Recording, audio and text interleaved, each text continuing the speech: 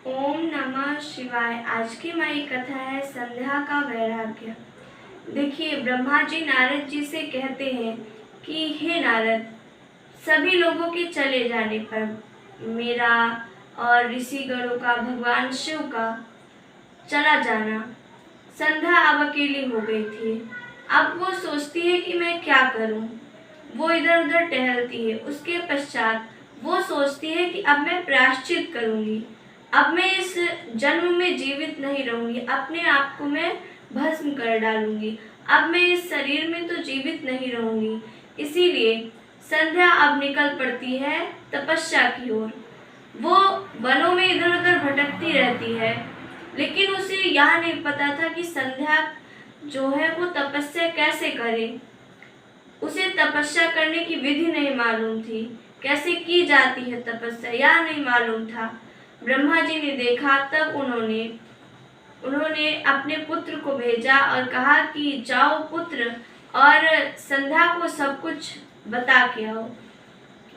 तब कहते हैं कि विश्वामित्र जी आए और संध्या को वैराग्य की पूरी शिक्षा दिए, किस प्रकार से तपस्या की जाती है ये सब उन्होंने बताया।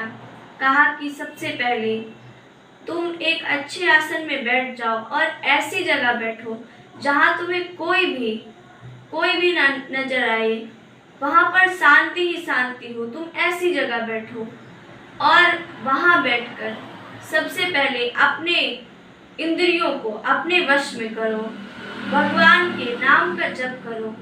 उन्होंने संध्या को गुरु मंत्र भी दिया। देखिए, संध्या के ही भाई थे, लेकिन वो रूप बदल के आए थे, क्योंकि ब्रह्मा जी ने कहा था कि यदि संध्या तुम्हें अपने भाई के रूप में देखेगी तो वो तुमसे शिक्षा नहीं ग्रहण करेगी। इसीलिए वो भेष बदल के आए थे और उन्होंने संध्या को किस प्रकार से तपस्या करते हैं यह बताया, और गुरु मंत्र जो था भगवान शिव के नाम का दिया और वहां से चले गए। संध्या जो थी, अब जैसा बताया था उनके भाई ने, वैसा उन्होंने किया। और कहते हैं 4 युग बीतने के पश्चात संध्या को भगवान शिव ने दर्शन दिया। भगवान शिव ने इस प्रकार दर्शन दिया कि पूरे आकाश मंडल पे केवल भगवान शिव ही दिखाई दे रहे थे। अब संध्या उनकी स्तुति करने में असमर्थ थी, इसीलिए संध्या ने अपने नेत्रों को बंद कर लिया। लेकिन भगवान शिव ने कृपा की और जितने भी ज्ञान थे इस संसार के, सारा उस संध्या को दे दिया। अब संध्या ने अपने नेत्र खोले और भगवान शिव की स्तुति करने लगी। बोली, हे प्रभु, आप बहुत ही दयालु हैं, आप कृपालु हैं, आपकी महिमा का हम पार नहीं पा सकते, आप करुणा करने वाले हैं। हे भगवान शिव, मैं आपको प्रणाम करती हूँ।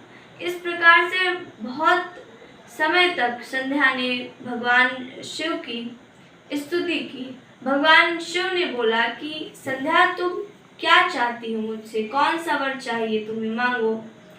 तब संध्या कहती है कि हे भगवान शिव, आप मुझे एक वर दीजिए कि मैं इस दुनिया में ऐसी स्त्री हूँ जो सब मुझे जाने, और दूसरा वर दीजिए कि मैं अगले जन्म में जहाँ भी पैदा हूँ वहाँ मेरा जो पति हो वो पूरे विश्व में विख्यात हो और मेरे पुत्र भी विख्यात हो। और तीसरा मांगा कि आप ये जो कामदेव है इसको आप अपने नियंत्रण में रखिएगा। ये सारा वर मांगा संध्या ने भगवान शिव से। भगवान शिव ने कहा, तथास्तु, मैं ये सब तुम्हें देता हूँ, लेकिन अभी तुमने अपने मन में प्रतिज्ञा ली है कि तुम अपने शरीर को भस्म कर डालोगी, तुम जीवित नहीं रहोगी इस शरीर में। इसीलिए अपनी प्रतिज्ञा को पूर्ण करो। जाओ और महर्षि मेधा का एक यज्ञ चल रहा है, वहां पर जाकर अपने आप को अग्नि को समर्पित कर दो। और उसके पश्चात जो तुम्हारा जन्म होगा वो महर्षि मेधा के यहाँ ही होगा। तुम उनकी पुत्री होकर जन्मोगी और उसके पश्चात तुम अरुंधति नाम से इस विश्व में विख्यात होगी। आज की कथा हमारी यही विश्राम होती है। ओम नमः शिवाय।